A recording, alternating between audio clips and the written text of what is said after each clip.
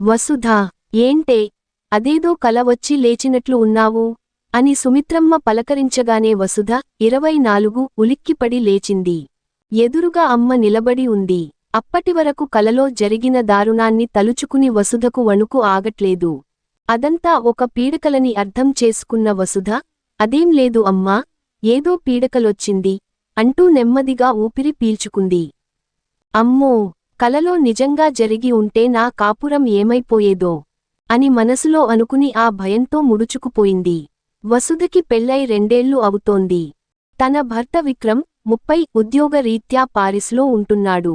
పెళ్లైన ఏడాది తర్వాత విక్రమ్ అక్కడికి వెళ్ళిపోయాడు. అది పెద్దలు కుదిర్చిన పెళ్లే అయినా ఇద్దరి మధ్య మంచి అన్యోన్యత ఉంది. వసుధ చూడ్డానికి చాలా అందంగా, బొమ్మలా ఉంటుంది. అందుకే విక్రమ్కి ఎప్పుడు తన మీద ఒక చిన్న భయం. ఎక్కడ ఎవరైనా తన అందాన్ని చూసి ఇబ్బంది పెడతారేమోనని. అందుకే పెళ్లైన కొత్తలో వసుధ బ్యూటీ పార్లర్ పెడదాం అంటే విక్రమ్ అలాంటివి వద్దు, బుద్ధిగా ఇంట్లోనే ఉండు అని హెచ్చరించాడు. ఇంట్లో ఒంటరిగా ఉండడంతో వసుధకు రోజులు గడవటం కష్టమయింది. వసుధకు వాళ్ల మేనత్త కొడుకు నవీన్ 27 అంటే చాలా ఇష్టం. అతను చిన్నప్పటి నుండి వసుధను గాఢంగా ప్రేమించాడు. కాని వాళ్ల నాన్న దగ్గరి సంబంధం వద్దని చెప్పడం, నవీన్కు సరైన ఉద్యోగం లేకపోవడం వలన వాళ్ల పెళ్లి జరగలేదు. ఇప్పుడు వసుధకు బోర్ కొడుతుండడంతో ఆ విషయానికి నవీన్కు చెప్పి ఒక బ్యూటీ పార్లర్ షాప్ పెట్టడానికి సాయం అడగాలని అనుకుంది. నవీన్ మనసులో వసుధ మీద పాత ఆశలు ఇంకా ఉన్నాయి. వసుధ బ్యూటీ పార్లర్ పెట్టడానికి సాయం చేస్తానని చెప్పి ఈ అవకాశాన్ని వాడుకుని తనకి దగ్గరవ్వాలని అనుకున్నాడు. ఇక అప్పటినుండి పార్లర్ కోసం అంటూ ఇద్దరూ షాపులు చూడడం మొదలుపెట్టారు. అలా బయటకు వెళ్లిన ప్రతిసారీ నవీన్ వసుధకు ఇష్టమైనవి కొని తీసుకువచ్చేవాడు. అలాగే మంచి మంచి రెస్టారెంట్లకు కూడా తీసుకెళ్లేవాడు. ఇలా వాళ్ల మధ్య చనువు మరింత పెరిగింది. ఒకరోజు నవీన్ తన మనసులో ఉన్న మాట వసుధతో చెప్పేసరికి వసుధకి కోపం వచ్చింది. నవీన్, నువ్వు ఇలాంటి ఉద్దేశంతోనే నాకు సాయం చేస్తే ఈ విషయానికి ఇక్కడితో ఆపేద్దాం అని గట్టిగా మందలించి కోపంగా ఇంటికి వెళ్ళిపోయింది. ఆ రాత్రి వసుధ ఆ విషయమే ఆలోచిస్తూ నిద్రలోకి జారుకుంది. అప్పుడు కాలింగ్ బెల్ మోగింది. ఎదురుగా నవీన్. నవీన్, నువ్వు ఈ టైంలో రావడం అస్సలు మంచిది కాదు. నువ్వు మారిపోయావు అనుకున్నాను. ఏదో బంధువువని చనువిస్తే ఇలా ప్రవర్తించడం చాలా తప్పు అని అంటుండగానే నవీన్ ఒక్కసారిగా వసుధ మీద విరుచుకుపడ్డాడు. వసుధ ఎంత వద్దంటున్నా ఆగలేదు. ఆ తర్వాత జరిగినదంతా ఒక పీడకల అని అర్థం చేసుకుని ఊపిరి పీల్చుకుంది. వసుధకు తన నిర్ణయం మీద క్లారిటీ వచ్చేసింది. ఇక బ్యూటీ పార్లర్ పెట్టాలనే ఆలోచనను మానుకుంది.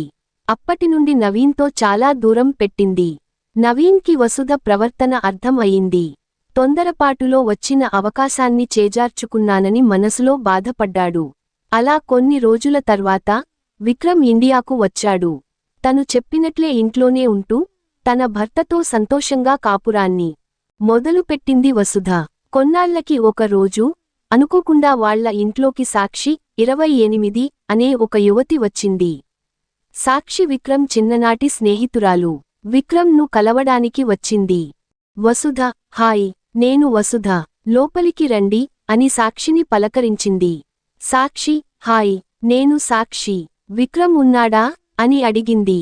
వసుధ, అవును, లోపల ఉన్నారు, రండి కూర్చోండి అని చెప్పి సాక్షిని లోపలికి ఆహ్వానించింది.